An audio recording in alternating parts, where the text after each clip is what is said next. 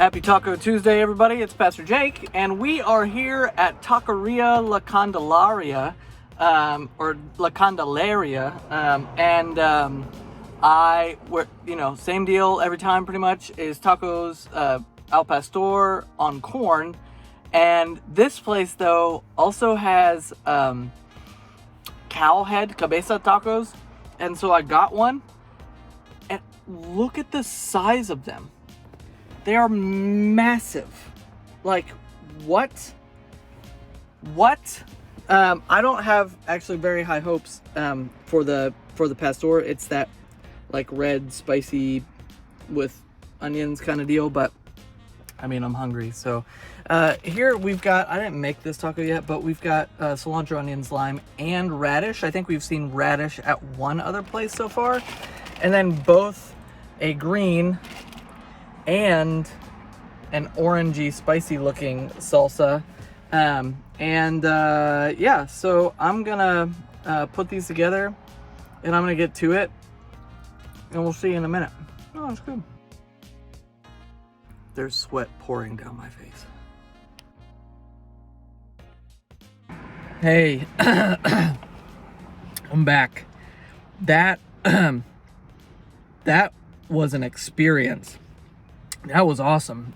So first of all, you saw that the tacos were huge. The tortillas were very thin and definitely homemade, and they were delightful.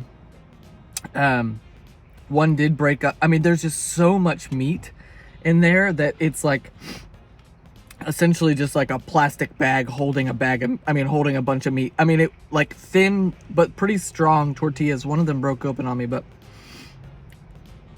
I can't tell whether they were made on a trompa. I'm still sweating. I can't tell whether they were made on a trompa or not. Oh, and by the way, this place is on Amends, down by the corner of Fox. I realized I hadn't been down here yet, and I just decided to come over and find a taqueria. I'm looking at another one that is obviously advocating for or advertising that they make their own tacos or their own tortillas.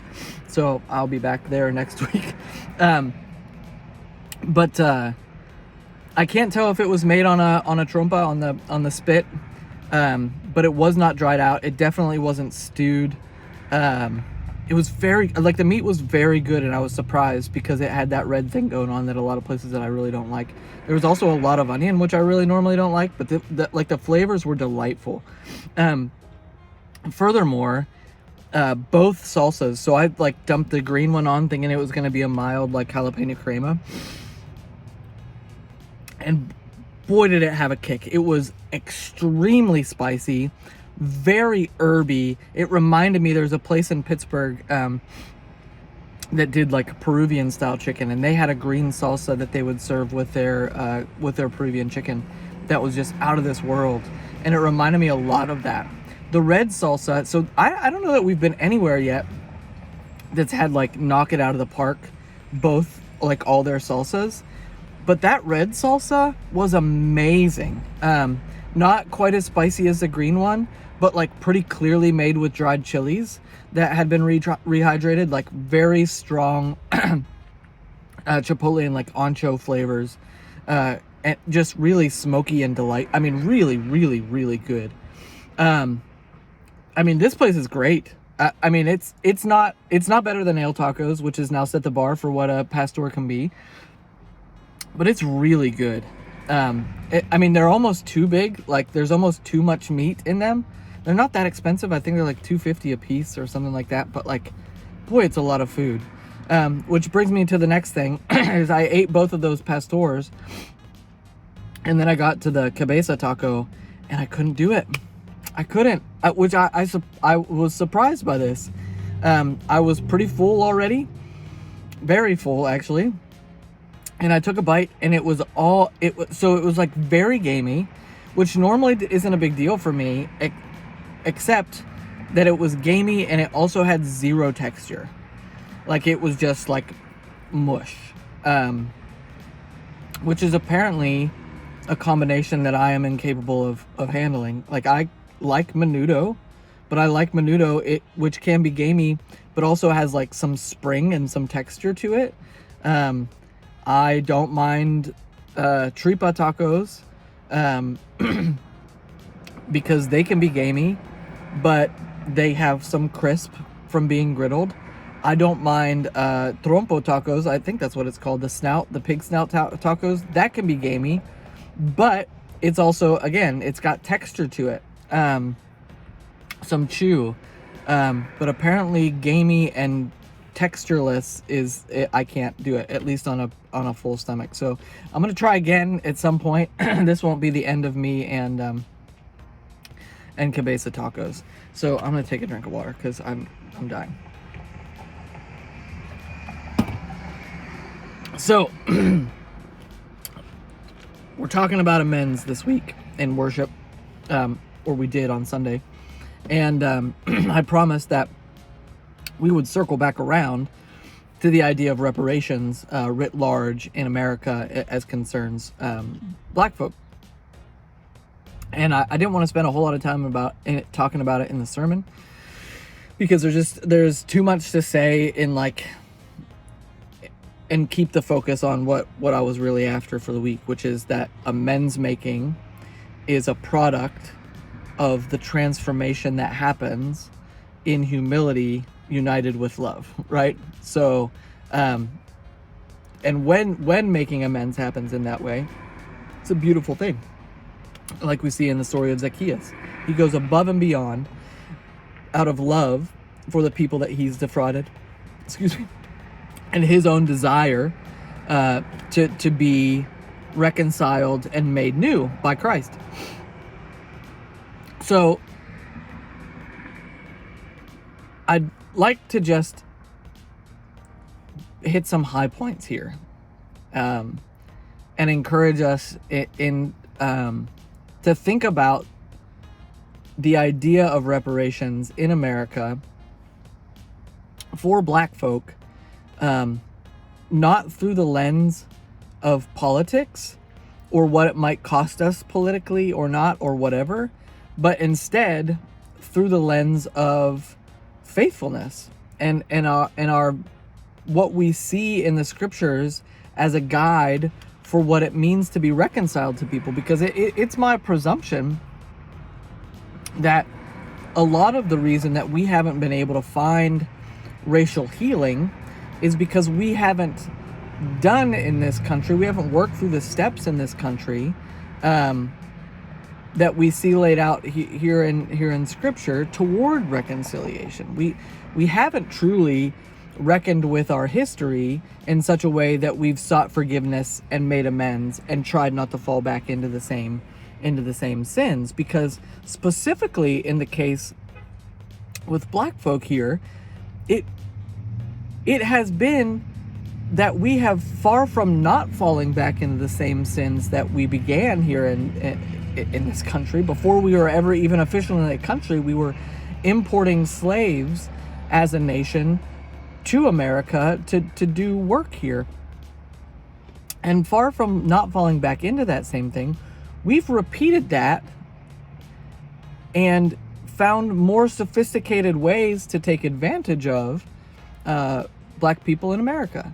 And, we can trace that pretty easily from slavery through to Reconstruction, and how that was stymied by, just the destruction of black communities through terror and violence and oppression. Something that has been more in the common sort of understanding of that time is the bombing of Tulsa, Black Wall Street, right, in 1921. But there were other things that were happening also around that time, in the same vein. And we move from there into this distinct, time of Jim Crow, and increasing numbers of people moving north out of slavery, or out of Jim Crow era, south, and into what is supposed to be an enlightened north. But that doesn't happen, and black folks are shut out of communities there. Millions of black soldiers go to fight in World War II. These are just, I mean, we could list a number of things. Here are just some things that are just popping into my head right now.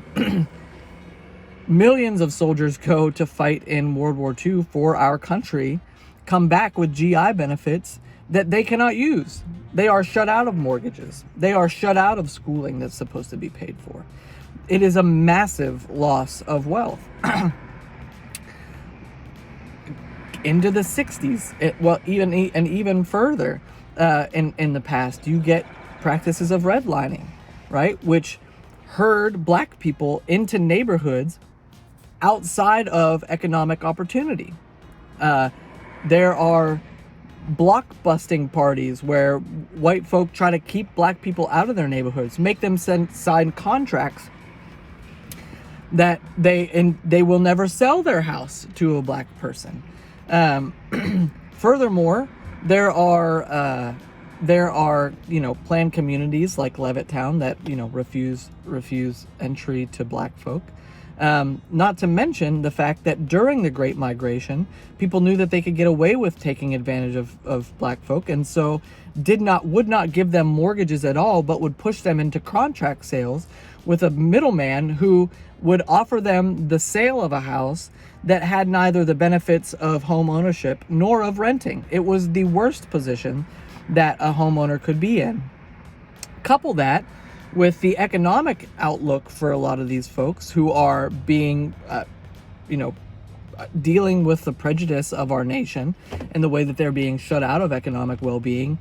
And if they lose their job for whatever reason or are killed, which was happening at length, I mean, in the South End and the North, if you missed a payment, well, then they'd kick you out and you'd lose everything. You had no equity, even though you technically own the house through this contract sale. And there were just so many examples of that haven't even ended. The FHA, and these are federal programs that became racialized and prejudicial against black people. I mean, and also we create these ghettos in places like Chicago, right, which is one of the most segregated places in America. And even as recently as in the 21st century, we see Bank of America, or Wells Fargo rather, is it Bank of America? I'll correct myself later. Having to pay out millions and millions of dollars of settlements because they are attacking black communities with advertisements and targeted advertisements and making their way into the communities for subprime mortgages, right? So we have this incredible loss of wealth opportunity when soldiers come back from the war, right? And that, by the way, was one of the most intense periods in American history of the divide and wealth gap between white people and black people in America. And then again, the housing crisis in 2008 falls disproportionately on the backs of black people because they were targeted, because they were in poorer neighborhoods that white people put them in all those years ago. This is not a new thing, and it hasn't stopped. Now, I think that what the scriptures lead us to see is that those are sins, right? And what is an important portion of healing that divide is to make amends. We see it in Leviticus. We talked about it on Sunday. Leviticus is all about what does it mean to make amends for the sins that you have done to your neighbor and to God, because the two are intertwined. Well, in Leviticus, it means giving back not only what you've taken, but also more than that. We see this in the New Testament again, right? This is not something that we are creating as liberals in the 21st century church. This is an idea that is extraordinarily old and foundational in our Christian understanding of what it means to find healing in relationship. Now, I know that a lot of these conversations go, well, how will we even do that? We spoiled a lot of this in the 30 years ago or so as sort of the rise of political punditry and talking head culture began to exist because, things like welfare, all of these programs that give money to people who are in need of it, get this terrible reputation. And so all of these questions come down to, well, how will we even do that, right? Who would we even give that money to? These people don't deserve it. I was poor too. I grew up poor too, white people, right? And all of those things are understandable, except that, and Lyndon Johnson said it way back in the day. He said, white poverty and black poverty are not the same thing. Also, if, a lot of us did not grow up with parents who had a lot of money. And that might be true. And we might say, well, where's my quote unquote handout? Well, the fact of the matter is that while we may have grown up with less than, a silver spoon in our mouths as white people, nobody did that to us, right? That just happened. And that's the difference, right? America has systematically put black people under its thumb for the sake of a white ruling class. And I know that sounds terrible to say, but it's true. And that, by the way, this sort of systematic oppression of black people is what we're talking about when we use words like white supremacy. We're not talking about people in Klan hoods. We're talking about things like Wells Fargo or whoever, Bank of America, I'll fix it later, making money off of poor black communities specifically, right? We're talking about the FHA making policy that is racially divided specifically, right? This did not happen to white people. White people didn't have any trouble getting their GI Bill benefits when they came back from the war. White people didn't have any trouble getting FHA loans if they were in need of them. Like, these are things that were targeted at a community that now should be repaid for that. Apparently, John Conyers has introduced H.R. 40, which would just study the issue of reparations every year for like many, many moons. And every time it's shut down. Like, we won't even study it. And why is that? Right? Like, what are we so afraid of? That it's going to cost us something? Of course it's going to cost us something. Of course it's going to cost this country something, right? But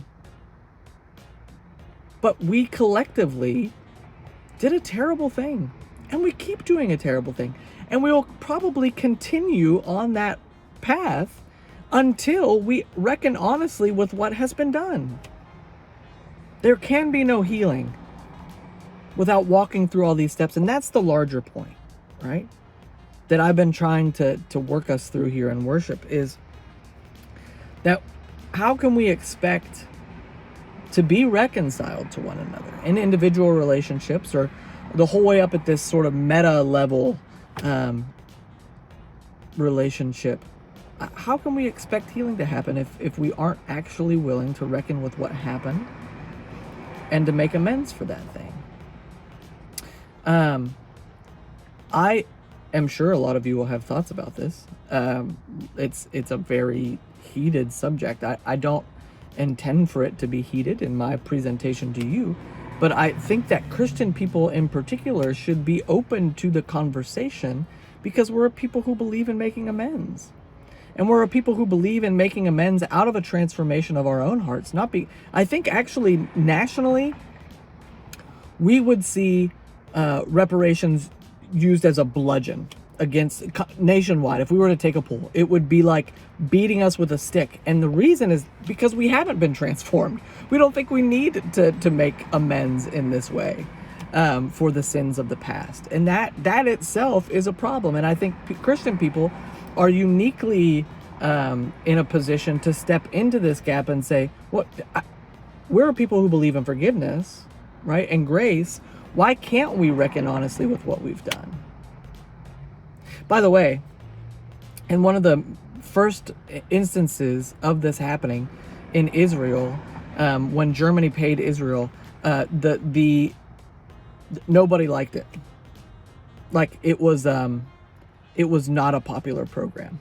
But now the benefits of that, have been very positive, but it was not popular. And I think we're in the same space here in America, certainly because it's like the longer we delay a conversation, the harder it becomes. And we've been delaying this conversation for 400 years, right? I mean, we brought slaves to America 400 years ago. And that is a history that as a country we need to deal with and find healing in. And I believe that we can. I believe that is a possibility. But it's going to take a bunch of transformed hearts, and that is, and legislation, and that is on all of us to examine our own hearts. So if you want to have a bigger conversation about this, I would be happy to, and I'm open to that, of course. But I would love for you, before we have a conversation, to fill in all the gaps by reading Ta-Nehisi Coates' A Case for Reparations that he published in the Atlantic years ago. I'm going to link it in the description of this video. It is a very helpful primer that puts a lot of the pieces together that you might read in something like Dr. Kendi's Stamped from the Beginning. A really sort of succinct rundown of a history of how, you know, we went from slavery to just sort of more sophisticated tools for oppression throughout the years here in America. So God knows that we can be better and we can do better, and it's my prayer that we can open ourselves to this discussion, and that our political inclinations wouldn't shut us out of that. Because if all of us can't be transformed, even what we believe politically, for the sake of Christ. But by the way, there were Quaker communities in the 1800s who would not permit you to membership if you held slaves. And after you got rid of your slaves, you had to give them land. I mean, that's what I'm saying. Like, this is not a new and radical thing. This is not even progressive. This is just what we believe as Christians, that amends making is part of who we are on the way to healing and reconciliation. So grace and peace to you, my friends. I know this is by far the longest one, but there's a lot, and there's a lot more left on the table that I could have said that I didn't. But grace and peace to you. Have a wonderful day. Also, come to Taqueria La Candelaria. Candelaria. I don't know. I'm bad at Spanish. Anyway, grace and peace, folks. We'll see you later.